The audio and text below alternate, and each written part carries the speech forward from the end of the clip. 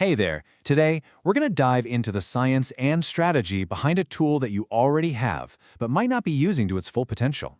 I'm talking about your attitude. You know this song, right? I bet you can even hear the whistling. It's one of those tunes that just sticks in your head, a real classic. But what if that silly song is onto something big?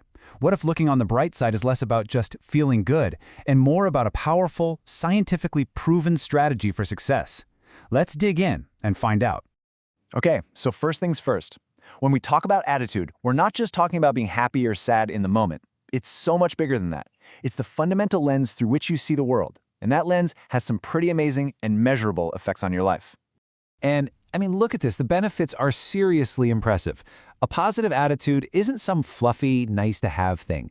We're talking about tangible results. It helps you handle stress better, it improves your overall well-being, and it can even give your immune system a boost. But the big ones for our conversation today, it makes you a better problem solver and directly impacts your ability to learn new things. So, what's the actual science here? Well, a really fascinating study from the Stanford School of Medicine decided to look at just how much your attitude matters when you're trying to learn something tough, like math.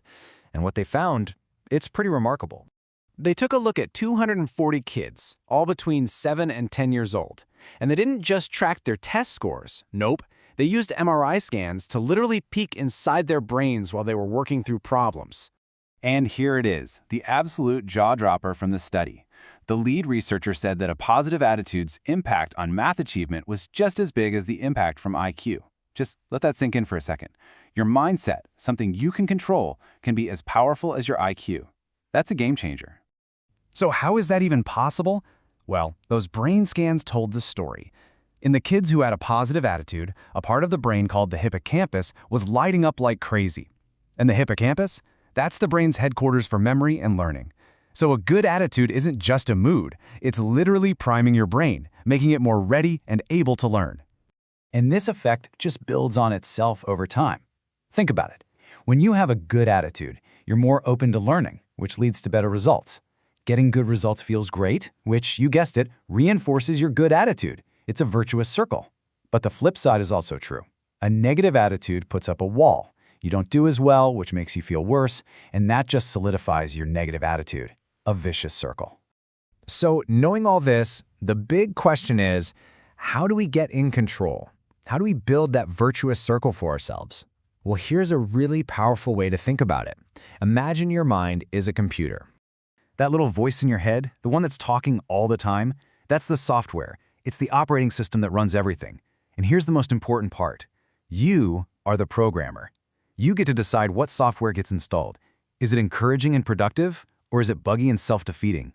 You know, that inner voice is the most influential one you will ever hear, period.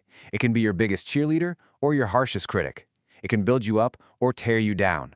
And the choice of which message gets to play on a loop, well, that choice is yours. All right, so we've covered the what and the why. Now, let's get practical. Let's talk about the how.